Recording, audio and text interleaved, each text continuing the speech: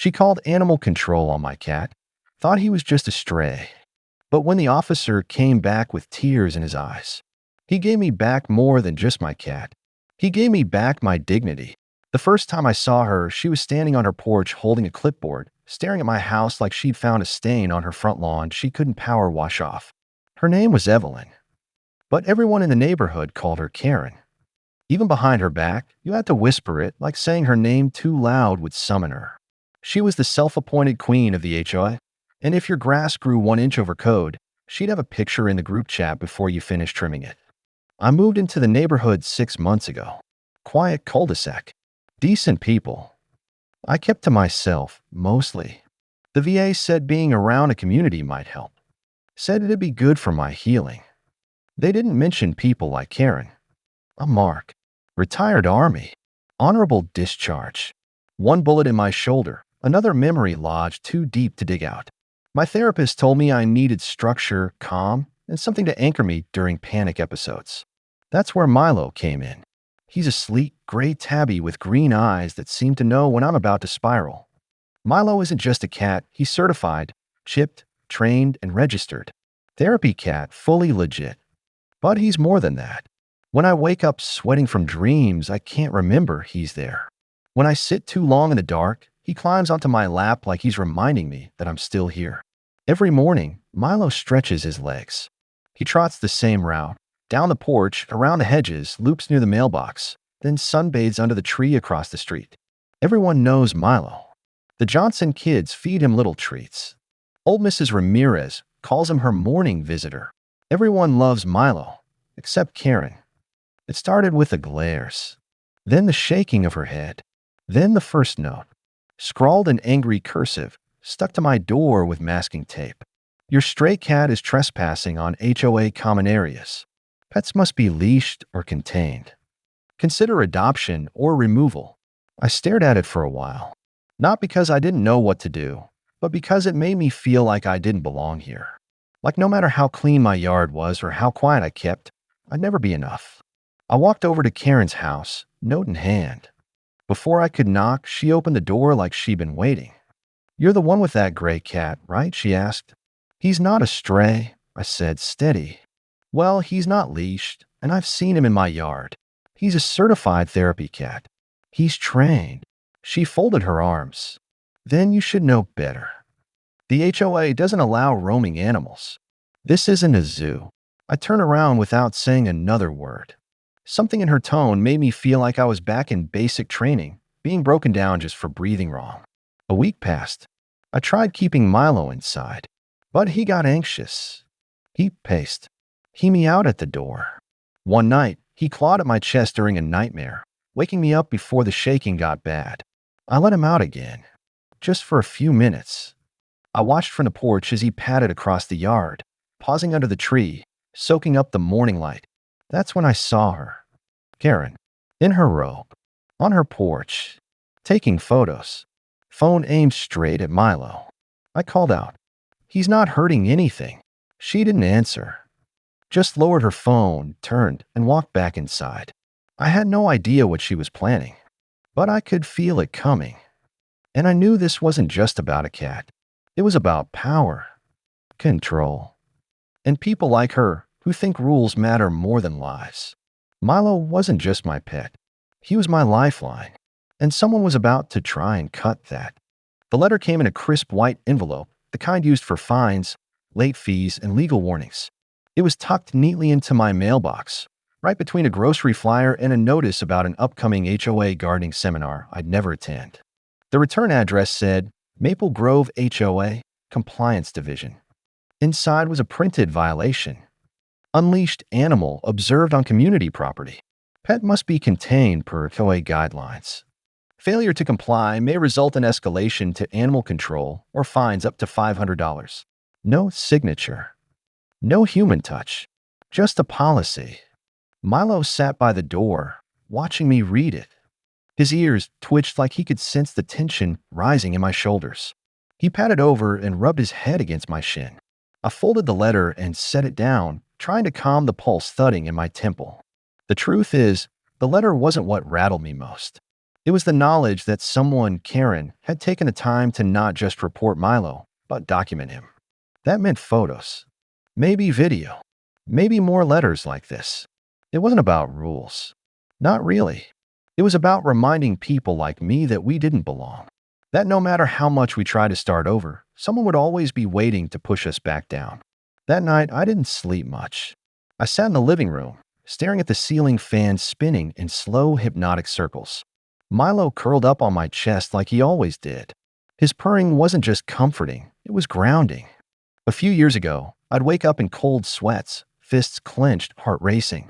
I used to scream in my sleep. Sometimes I wouldn't remember what I'd done until I saw the bruises on my own arms the next morning. Milo changed that.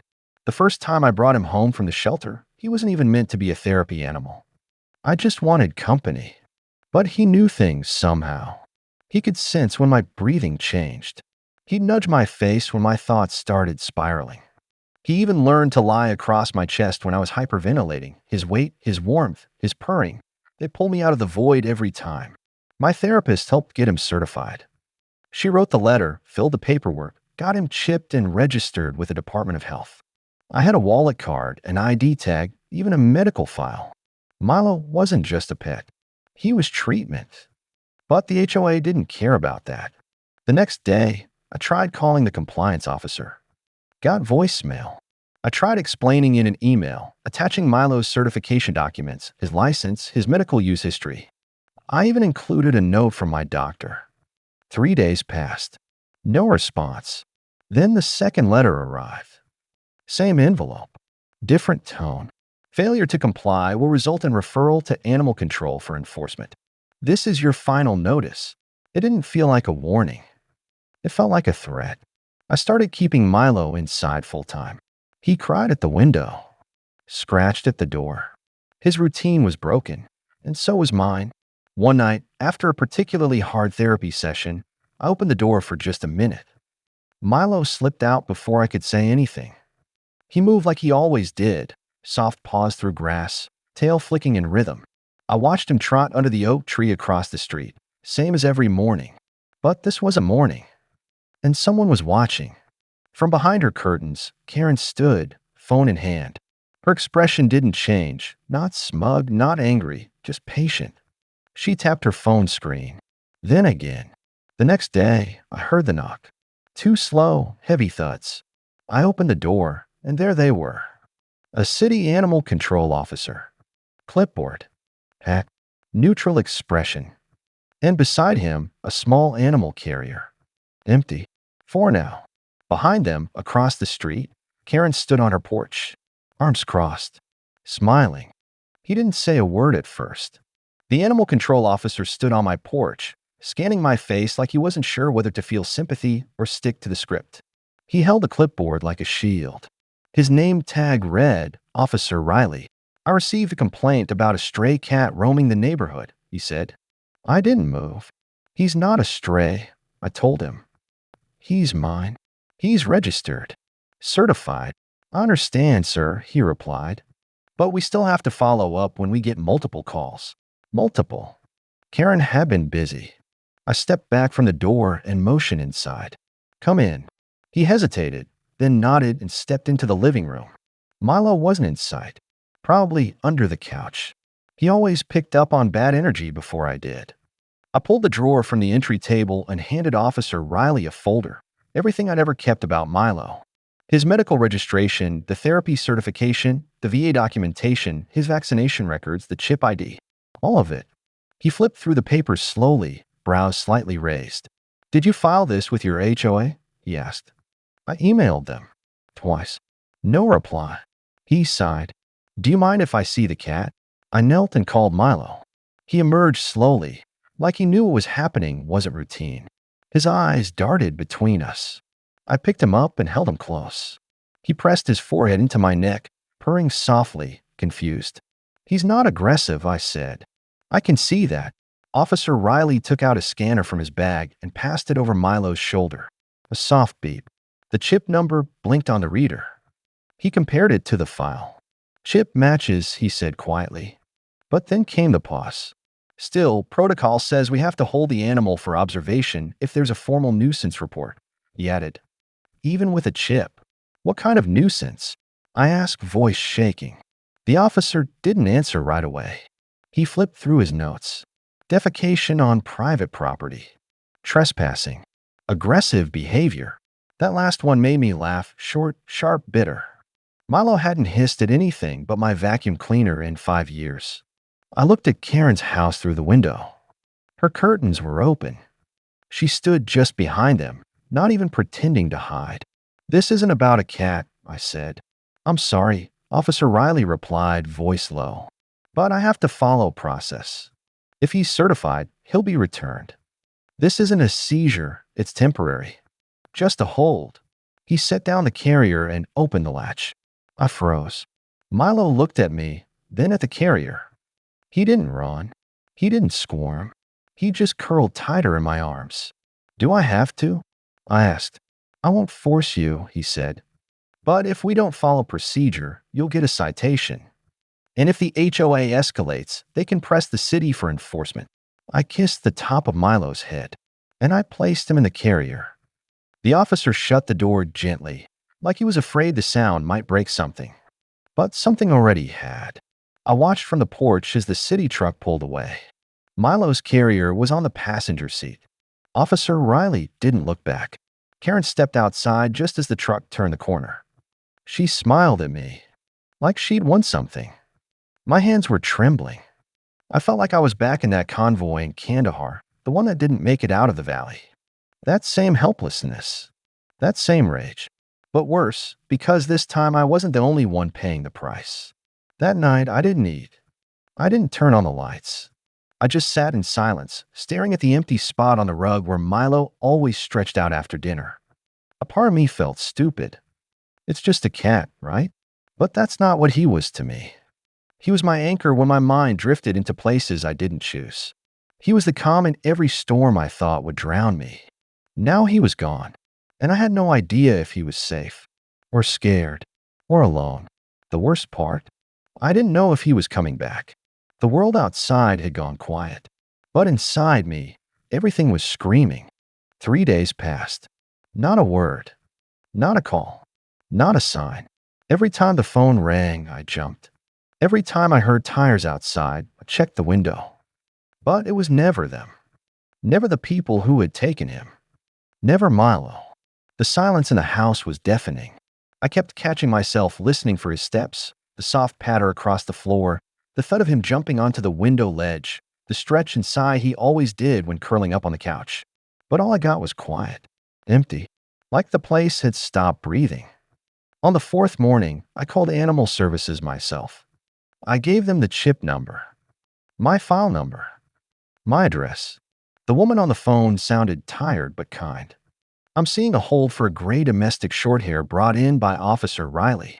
It's flagged as pending review due to a complaint from a homeowners association. Is he okay? I asked. Pause. No signs of aggression. No medical concerns. He's eating and stable. I nodded even though she couldn't see me. I think I just needed to feel like I had control over something. Even a reaction. Then she said something that made my stomach drop. The report states the animal was unaccompanied, on private property, and acting aggressively toward a resident. I gripped the phone tighter. That's not true. He's a therapy cat. Certified. That woman, Karen, she's been targeting me. I sent proof to the HOA. Twice. I understand, sir. But until this is cleared through their compliance officer, the hold remains. It's their complaint. You're holding a certified therapy animal based on a lie. I agree it's unfortunate. But we can't override HOA process unless there's a medical emergency or a court order. You may want to consider contacting legal aid or your caseworker. I hung up without saying goodbye. My chest felt tight, like something heavy had wrapped around it and refused to let go. The next morning, I made a decision. I put on my uniform. Not full dress, just the jacket. The one I wore on my final return home. The one with the flag patch on the sleeve and the metal pins above the heart. I didn't wear it to intimidate anyone. I wore it to remind myself who I was and what I'd survived. I printed every form. I highlighted Milo's certifications. I copied the federal ADA codes that protect service and therapy animals. I included a copy of my therapist's letter, the one that explained how critical Milo was to my care. Then I walked down to the HOA office myself.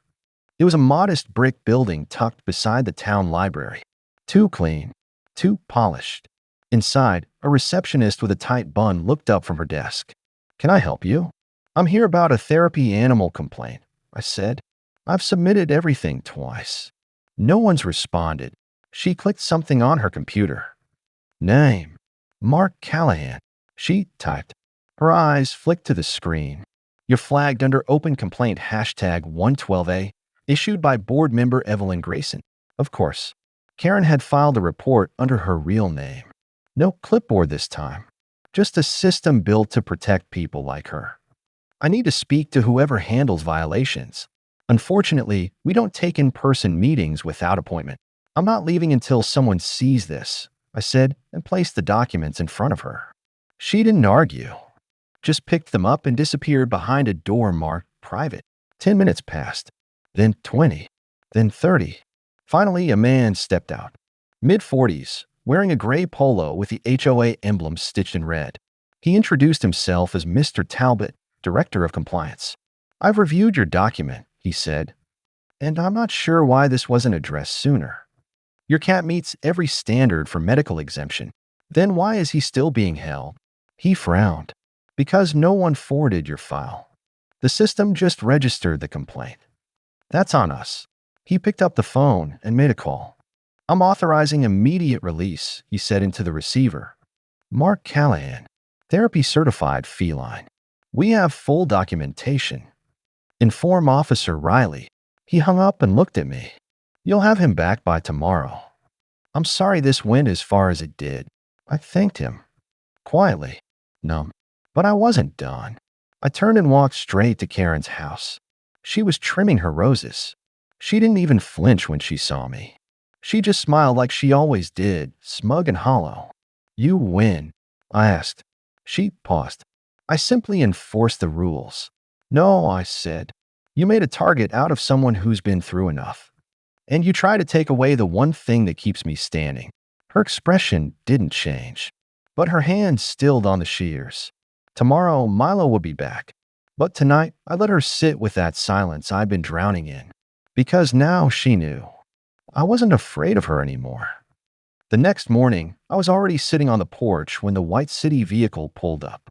It rolled to a stop under the shade of the elm tree across the street. The passenger door opened. Officer Riley stepped out with the same calm demeanor as before, but this time, something in his eyes had changed. He wasn't just following a checklist anymore. He looked like he'd seen too much of the truth behind the paperwork. He gently lifted the carrier out of the seat. Milo was curled inside, calm but alert. His eyes locked onto mine the second the door opened. He didn't meow. He didn't cry. He just stared like he knew everything. "He's healthy," Riley said. "Didn't stop eating. Didn't act out. Didn't bite. Even let the vet tech scratch his chin." I opened the door and reached in. Milo stepped out onto my arm like no time had passed. He pressed into my chest, just like always, and buried his head under my chin. His purring started before I even made it inside the house. I thanked Officer Riley. Before he left, he cleared his throat and said something I wasn't expecting. Off the record, he said, "I served too. Iraq. 2008, I know what it's like to have just one thing keeping you steady." I nodded. We didn't say anything else. We didn't need to. He drove off without looking back. I sat with Milo on the couch for a long time. He walked the perimeter of the room like he was checking to see what had changed, then settled back into the sun patch by the window. His window.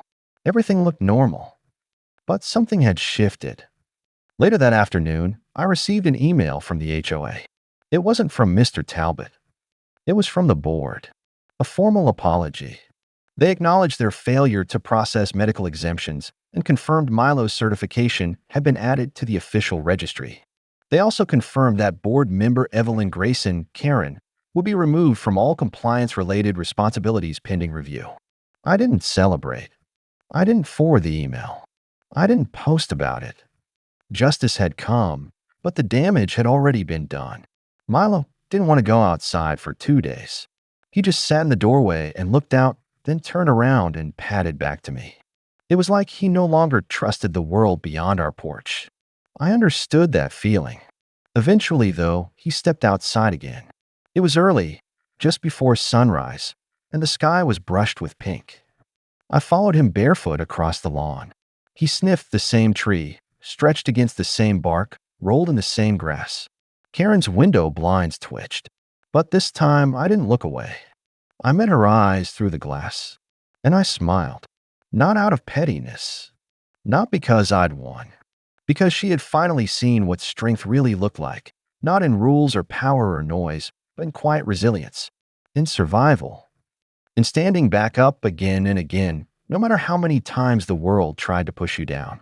Milo darted through the bushes and into the neighbor's yard, where kids sometimes left bits of bread for the birds. I called him softly. He came back, tail high, eyes bright. Inside, I poured his food and made coffee. The light through the window warmed the floor like nothing had ever happened. But I remembered. Because this wasn't just about a cat. This was about being seen, being believed, being respected even when you're carrying invisible wounds. Milo jumped up on the couch and curled against my hip. I scratched behind his ears. He purred louder. And for the first time in days, I exhaled without shaking. The war wasn't over. But we had won this battle. Together.